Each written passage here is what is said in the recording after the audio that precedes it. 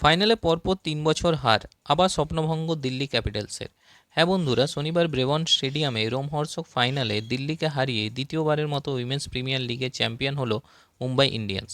মাত্র ৮ রানের ব্যবধানে হরমনপ্রীতরা হারালো দিল্লি ক্যাপিটালসকে। আসলে এদিন টসে জিতে প্রথমে বোলিং করার সিদ্ধান্ত নেয় দিল্লি ক্যাপিটালস।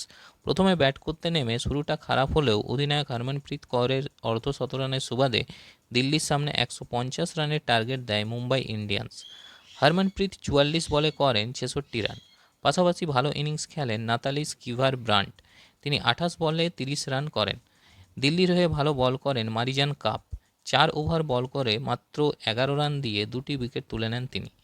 জবাবে ব্যাট করতে নেমে শুরুটা খারাপ হয় দিল্লিরও।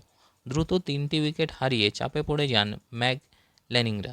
তবে এরপর পাল্টা লড়াই শুরু করেন জেমাইমা রড্রিগেজ এবং মারিজান কাপ। জেমাইমা ২১ বলে করেন ৩০ রান এবং কাপ ২৬ বলে ৪০ রানের বিধ্বংসী ইনিংস খেললেও দলকে জেতাতে পারেননি। শেষ পর্যন্ত দিল্লির ইনিংস শেষ হয় ১৪১ রানে। স্নায়ুর চাপ সামলে আবার একবার ডব্লিউপিএলের খেতাব দখল করেন হরমনপ্রীত কৌররা।